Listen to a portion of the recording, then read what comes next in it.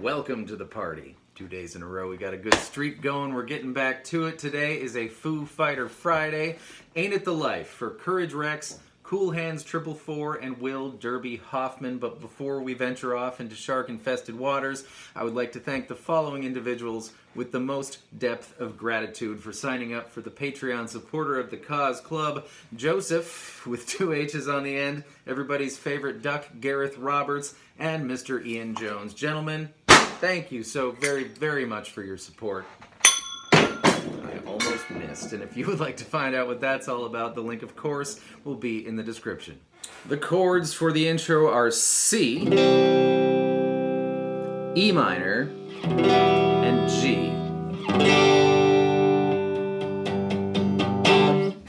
I'm not going to go over every little noodly bit in this song, but that intro seems pretty signature to me. There's a high G note in the C chord of the other guitar, so it could be your C chord with a pinky finger on the baby E string 3rd fret. There are 3 notes in a C chord, C, E, and G, so turning this E into a G doesn't change the C-ness. Good thing there's no P chord of your C chord, so it could be that. Or it could be a little triad. You can do E1 with your pointer finger, B5 with your pinky finger, and G5 with your ring finger. Doesn't matter, you pick your favorite, but I suspect it might be this one because then we're going to take the G string and slide it all the way up from 5 to 9 and reach back for that B string 8th fret, and then the G string's going to slide from 9 to 7 and reach for that same B string 8th fret, and then it becomes a slide guitar, but I don't have a slide in my hand, so I'm just going to make the B string go up to 10 and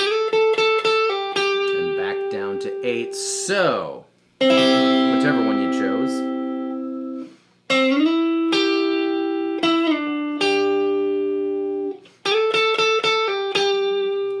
That brings us to the verse chords. The C in question is definitely the one with the pinky finger on the G note on the E string 3rd fret. You play whatever C you want, but I did watch the Skin and Bones version, and Dave definitely employs his pinky for all C's henceforth in this song. K, C, A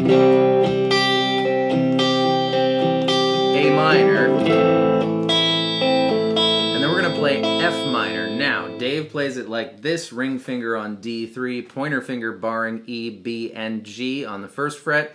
That's harder for me than just playing the F minor bar chord, which is 1, 3, 3.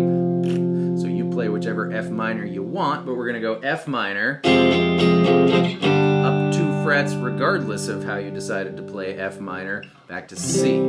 So, C, A minor, F minor, G minor, C, then E minor, B flat, F, and B flat is going to be starting on the A string now, 1, 3, 3, 3, the being executed by your ring finger, and F, of course, is the same as F minor, big style, but with your middle finger on the G string 2nd fret. So one more time now that I've done all the explaining: C, A minor,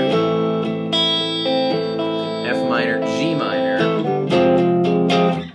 back to C, E minor, B flat, F. Do it again.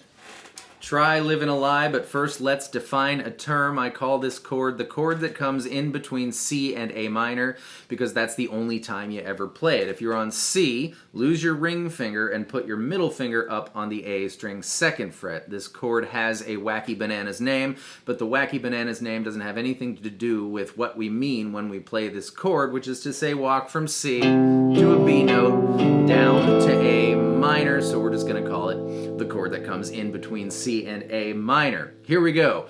G, the walk, C, that chord, A minor, and then we're going to land on F minor, and there's a little noodle there you can incorporate on the B string, 1, 3, 4, 3, 1, before we go into the next verse. For the chorus, Ain't It the Life, Ain't It the Life, it's C, A minor, do it again, C, A minor, and then F minor, sail on C, E minor, and F. You do that twice. After the chorus, of course, you land on your intro C, and then your E minor and your G. And the solo happens over the verse progression. Here's Dave's signature thing. Grab the G string 9th fret and the B string 8th fret. We're going to take this shape and move it down 2 frets. And then we're going to turn it into 5-5 on the same 2 strings. Do that a whole bunch of times.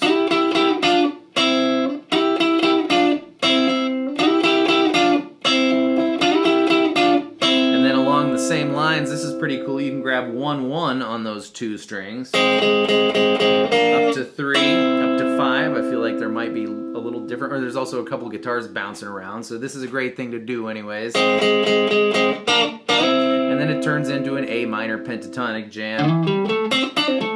That's 5-8, 5-7, 5-7, 5-7, 5-8, 5-8. Do your thing in A minor and do Dave's signature thing to your heart's content. That's a great place to start with the noodles. And there isn't much more to say. It fades out on C, A minor after the last chorus. And I just want to say one last thing about those F minor noodles I showed you. The B string, 1-3, 4-3, 1. There's one more note you can tack onto the end of that, which will make this whole thing 3 times more satisfying. The G sharp note on the G string 1st fret, which will resolve nicely back down to G when you play a C chord. That's all I have to say about Ain't It the Life by the Foo Fighters. Thank you so much for being here. I hope that was fun and helpful, and I will see you next time with more stuff. Goodbye.